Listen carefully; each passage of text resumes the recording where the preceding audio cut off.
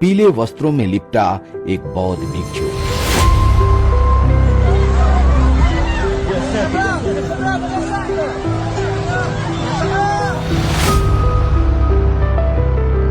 कल्पना कीजिए, धूप की लकीरों से उगता हुआ धुआं हवा में तैर रहा है। मंदिरों की घंटियां एक रहस्यमयी लय में गूंज रही है और चारों ओर से आती है भीड़ की गर्जना।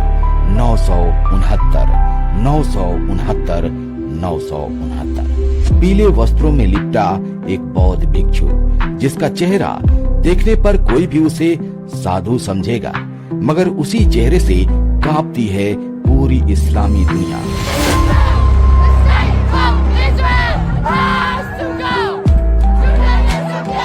उसका नाम है वीराथू, एक ऐसा नाम जो म्यांमार की गलियों में शांति नहीं सन्नाटा ले आता है, जिसकी आवाज जब उठती है तो लाखों सिर झुक जाया करते हैं और हजारों दिलों में डर की लहर दौड़ उठती है। कहते हैं ये वही भिक्षु है जिसने बचपन में बुद्ध की करुणा सीखी थी, मगर वक्त के थपेड़ों ने उसे नफरत का प्रतीक बना दिया।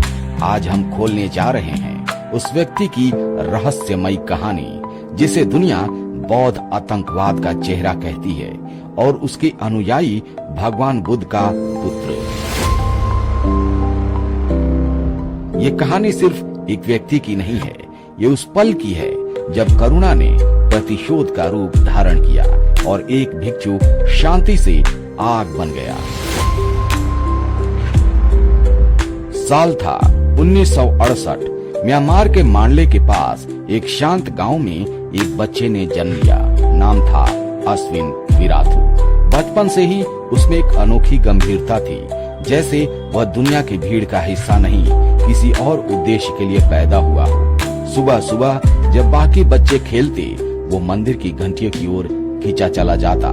धूप की खुशबू, मंत्रों की गूंज और साधुओं का अनुशासित जीवन, यही उसका संसार था। 14 साल की उम्र में उसने एक बड़ा फैसला लिया। आधुनिक शिक्षा को त्याग कर साधना का मार्ग अपना लिया। उसने अपने सिर के बाल मुंडवाकर पीले वस्त्र धारण किए और बन गया एक बौद्ध भिक्षु। दिन भर ध्यान, रात्रि में उपदेशों का अध्ययन उसकी जिंदगी शांति और संयम का प्रतीक बन गई थी। कहते हैं जब वह मंत्र पढ़ता था तो उसकी आवाज में ऐसी स्थिरता होती थी कि सुनने वाले मौन हो जाया करते थे। मगर किस्मत को कुछ और ही मंजूर था। उस भिक्षु के भीतर जो शांत झील थी, उसमें जल्दी ही तूफान उठने वाला था। एक ऐसा तूफान जो उसे शांति के मार्ग से खींचकर संघर्ष के युद्ध की ओर ले जाएगा और जिसकी लहरें आने वाले दशकों तक पूरे म्यांमार को हिलाकर रख देंगी। साल था 2001, वो साल जिसने एक शांत भिक्षु के भीतर सोए तूफान को जगा दिया। अफगानिस्तान में तालिबान ने दुनिया की सबसे प्राचीन और पूजनीय प्रतिमाओं से एक बामियान बुद्ध मूर्तियों को बारूद से उड़ा दिया था। सदियों की आस्था कुछ सेकंड में राख बन गई थी। दुनिया भर के बौद्ध अनुयायी सदमे में थे, लेकिन म्यांमार के एक मठ में बैठा वीराथू उस मलबे को अपने भीतर महसूस कर रहा था, जैसे किसी ने उसकी आत्मा को चीर दिया हो। यह घटना उसके लिए सिर्फ मूर्तियों का विनाश नहीं थी, बल्कि उसके धर्म की गरिमा, उसकी पहचान पर सीधा प्रहार थी। उसी क्षण उसकी साधना की शांति एक तपते ज्वालामुखी में बदल गई। बुद्ध की करुणा और दया के स्थान पर उसके मन में प्रतिशोध का एक बीज अंकुरित हो चुका था। उसने ठान लिया था कि अब धर्म की रक्षा केवल प्रार्थनाओं से नहीं, बल्कि संघर्ष से होगी। और यहीं से जन्म हुआ उस नए वीराथू का, जो अब केवल भिक्षु नहीं रहा, बल्कि एक ऐसा नाम बनने वाला था जिसे इतिहास याद रखेगा। क्रोध का भिक्षु। साल 2001 के बाद वीराथू की सोच पूरी तरह बदल चुकी थी और उसी बदलते दौर में जन्म लिया एक नए प्रतीक ने, जिसका नाम था 969 मूवमेंट। यह आंदोलन मुसलमानों के 786 नंबर के जवाब में खड़ा किया गया था और इसके पीछे सिर्फ एक विचार नहीं, एक रणनीति छिपी हुई थी, आर्थिक और सामाजिक अलगाव की। वीराथू ने म्यांमार की जनता से कहा, सच्चा देशभक्त वही है जो 969 अपनाए। देखते ही देखते यह अंक पूरे देश में फैल गया। मंदिरों की दीवारों पर, दुकानों के बोर्ड पर, वाहनों के शीशों पर, कपड़ों और घरों के दरवाजों पर हर जगह 969 चमकने लगा।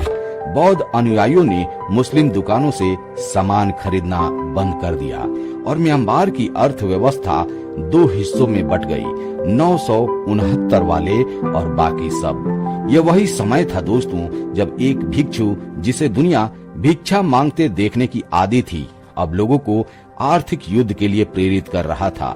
विराथू की आवाज एक आदेश बन चुकी थी और उस आदेश ने धीरे धीरे पूरे बौद्ध देश को घेर लिया, जैसे करुणा की जगह डर ने जन्म ले लिया हो।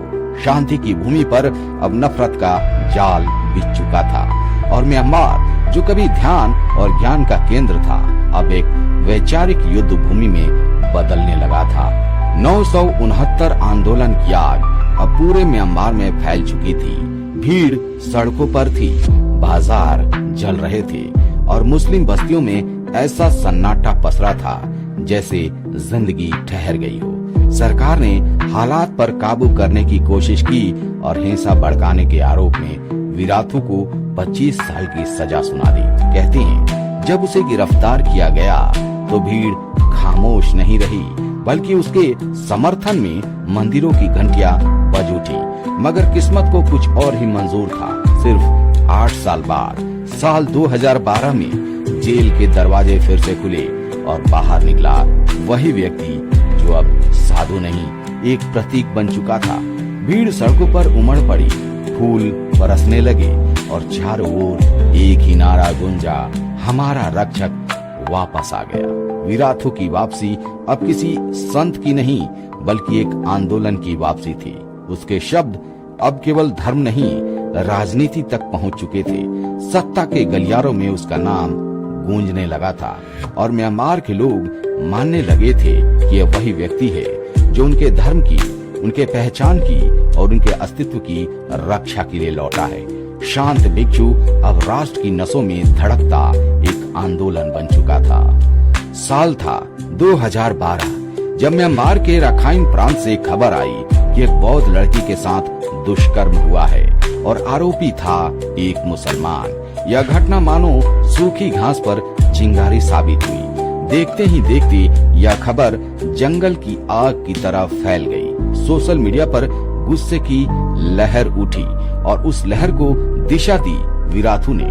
उसने अपने भाषणों और पोस्टों में ऐसे शब्द बोले जो आग में घी का काम कर गए। मंदिरों की घंटियां गूंज रही थी, लेकिन अब उनमें शांति नहीं थी, बल्कि उनमें प्रतिशोध की आवाज थी। रखाइन की गलियां जल उठी, मस्जिदों से उठता धुआं आसमान तक जा पहुंचा। बौद्ध और मुसलमान अब आमने सामने थे, एक दूसरे को दोषी ठहराते, एक दूसरे से डरते। 3 साल बाद साल 2015 में फिर वही घटना दोहराई गई, मगर इस बार ये सिर्फ अफवाह थी। पर तब तक नफरत अपने पांव जमा चुकी थी। अफवाह और प्रतिशोध ने मिलकर पूरे देश को 2 हिस्सों में बांट दिया था।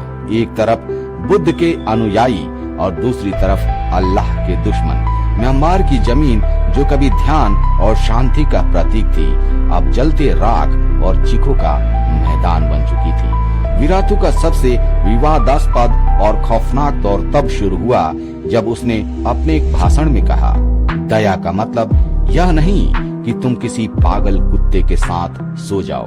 यह शब्द सुनते ही भीड़ में सन्नाटा छा गया।